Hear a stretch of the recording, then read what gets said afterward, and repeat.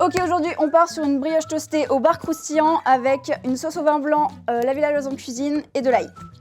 Alors là, Lindouche est en train de préparer une forme de Seabass Rolls, c'est-à-dire une brioche qui va être snackée comme ça, ouverte en deux, et dedans je crois qu'elle va faire des tenders de bar. C'est une très très belle idée parce que ce rolls, en fait, ce sandwich est très répandu dans le monde aujourd'hui, c'est une tendance incroyable et je trouve que c'est un super exemple de la réinterprétation du street food avec la villageoise en cuisine et de ce bar. Incroyable. Si c'est loupé, c'est perdu et c'est Roro qui va l'emporter.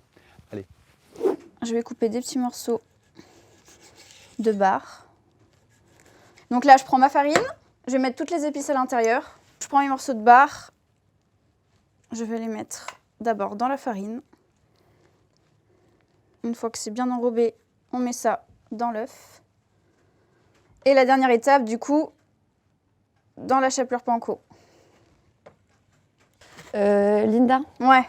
il fait nuit là, on va manger au bout d'un moment? Mais nous, on travaille de nuit, madame. 24 heures sur 24, 7 jours sur 7. Ouais, pas sûr. On est là, on est là.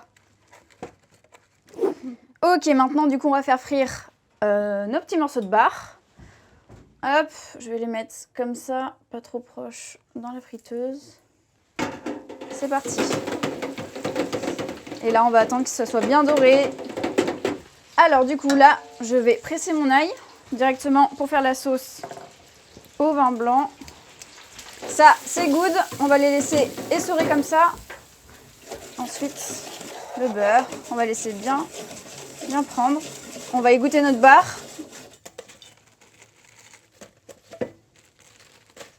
Ok, c'est le moment de déglacer du coup avec le vin blanc, la villageoise en cuisine. On en met une belle portion. Hop, on déglace. Et on va mettre une belle quantité de crème fraîche. Et là, on mélange. On va couper notre brioche en deux.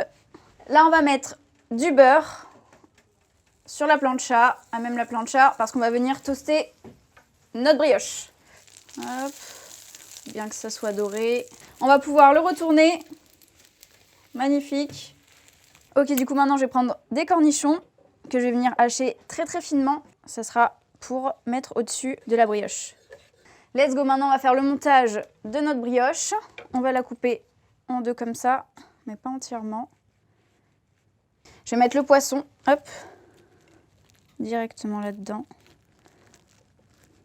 Là, je vais mettre un peu de sauce déjà. Hop.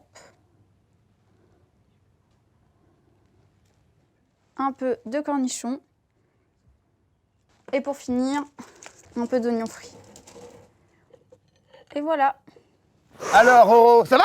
J'ai la dalle! Et voilà ma petite création pour vous. C'est le mien. Non, c'est le mien.